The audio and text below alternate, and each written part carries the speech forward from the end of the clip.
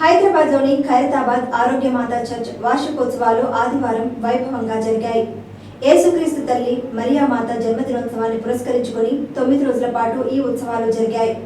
ఖైరతాబాద్ ఆరోగ్యమాతగా పేరొందిన ఈ దేవాలయానికి హైదరాబాద్తో పాటు తెలంగాణలోని వివిధ జిల్లాల నుండి భక్తులు పెద్ద సంఖ్యలో తరలివచ్చారు. ఆంధ్రప్రదేశ్, తమిళనాడు, కర్ణాటక రాష్ట్రాల నుండి కూడా వేలాది మంది భక్తులు ఆరోగ్యమాత ఉత్సవానికి తరలివచ్చారు. హైదరాబాద్ ఆర్చ్ బిషప్ కార్డినల్ పూల ఆంథోనీ ఆధ్వర్యంలో ప్రధాన పూజా బలిని నిర్వహించారు. దేవాలయంలో తెల్లవారుజాము నుండే ప్రత్యేక పూజలు జరిగాయి. భక్తులు కొవ్వొత్తులు సమర్పించడంతో పాటు కొబ్బరికాయలు కొట్టి ప్రత్యేక ప్రార్థనలు జరిపారు. సాయంత్రం ఖైరతాబాద్ చర్చ్ చుట్టూ దేవమాతను భక్తి ప్రపత్తులతో ఘనంగా ఊరేగించారు. ఇక్కడ చేరిన నా ప్రియమైన గురువులారా, కన్యాస్త్రీలారా, ప్రత్యేకించి ఖైరతాబాద్ నేను కొన్ని చప్పట్లు కొడుతూ వినపడదు. మీ అందరి చప్పట్లతో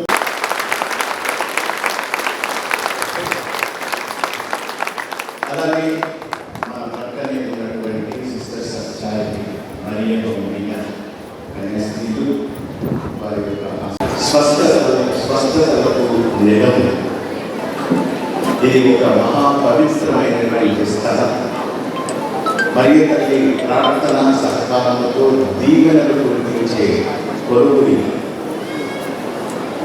మనం ఎంతో పవిత్రంగా మన యొక్క ఆలోచనలు, మనవి ప్రార్థనలు ఎన్నో ఉన్నాయి. ఎన్నెన్నో కోరికలు మీ మది నిండా నిండి ఈ యొక్క నిండు పూజలో పాల్గొంటూ ఉన్నాం. భగవంతుని యొక్క ప్రణాళిక మరియు తల్లి ద్వారా లోక రక్షకుడు ఈ లోకానికి అవతరించాలి కదా. ఈరోజు 2వ పట్టణంలో పునీత పౌరులు చెప్తూ ఉన్నారు, దేవుని చిత్తాన్ని అనుసరించి పవిత్రంగా జీవించే వాళ్ళకు కోపొందులుగా ఆ భగవంతుని యొక్క ఆశీస్సులు లభిస్తూ ఉన్నారు. ఈ విశ్వాసంతో, నమ్మకంతో మరియ తల్లితో కలిసి ఆ భగవంతుని యొక్క మేలైన నిండైనటువంటి ఆశీర్వాదాలను పొందేదానికి ఈ పూజ బలి ద్వారా మనం ప్రయత్నం చేద్దాం.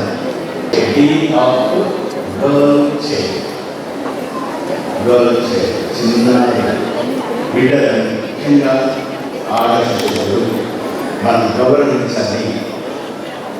భగవంతుడు ఇచ్చినటువంటి ఆ బహుమానాన్ని స్వీకరించాలి. We have to empower the world.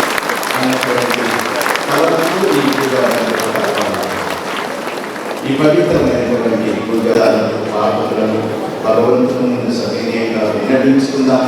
పశ్చాత్తాపం